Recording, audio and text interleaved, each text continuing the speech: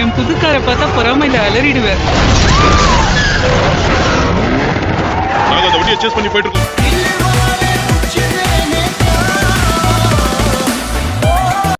என்னன்னு தெரியலனாலும் உன்னோட இந்த பந்தாவுக்கு மட்டும் குறைச்சலே இல்ல. பந்தாவுக்கு பேர் போனவன் தான் இந்த பேண்ட்.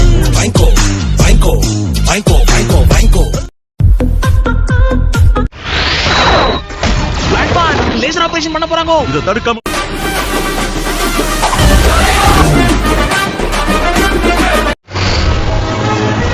இப்ப பாரு இன்ட்ரோ.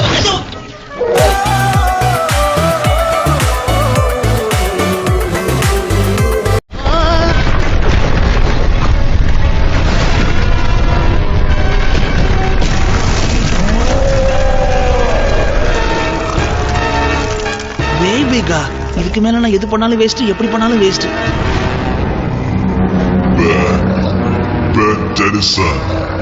எல்லாரும் எதுக்கு இப்ப பிலிம் காட்டுறீங்க? எங்க புள்ளைங்க எல்லாம் பயங்கரம், எங்களை பார்த்த தமன்னா மயங்கி ஓய்ந்துரும். ஓ ஹோம்வொர்க்கா? என்னங்கோ உன் கையில கட்டிருக்கிற அந்த பொம்மை வாட்ச் ஆஃப் பண்ணிட்டு ஹோம்வொர்க் நோட்டை தான். அப்ப நான் கொடுத்தது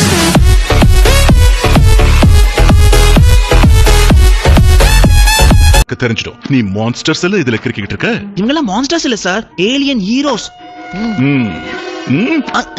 மான்ஸ்டரை கேவலப்படுத்துறாதீங்க. எனக்கு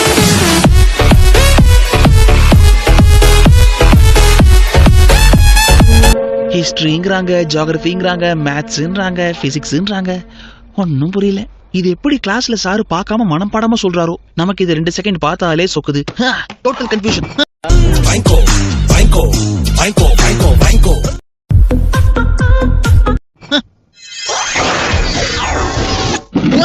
இது என்ன புது பழக்கம் ஆம்னிட்ரிக்ஸ்?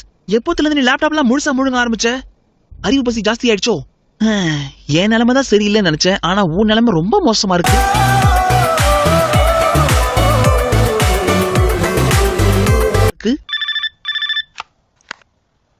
ஹலோ குவென், உன்கிட்ட பேசி எத்தனை நாளாச்சு? நேரா விஷயத்துக்கு வரியா பேன்? ஏதாவது எங்க புள்ளைங்க எல்லாம் பயங்கரம், எங்களை பார்த்த தமன்னா மயங்கி ஓய்ந்துரும். ஏதாவது விஷயம் இருந்தா மட்டும்தான் நான் உன்னை கூப்பிடணுமா என்ன? என்ன பொறுத்த வரைக்கும் உன்ன மாதிரி ஒரு புத்திசாலி பொண்ணு கிட்ட பேசுறதுக்கு எந்த காரணமும் தேவையில்லை. ஐஸ் மலையே தூக்கி நீ தலை மேல வச்சாலும் உன்னை நம்ப மாட்டேன்.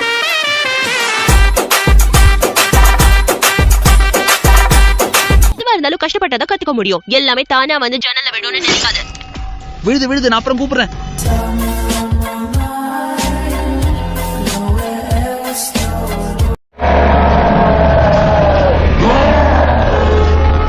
ஹலோ பிரதர், பார்க்க மட்டும்தான் வேபிக் மாதிரி இருக்க. ரொம்ப கத்தி தொண்டையை கிழிச்சுக்காத.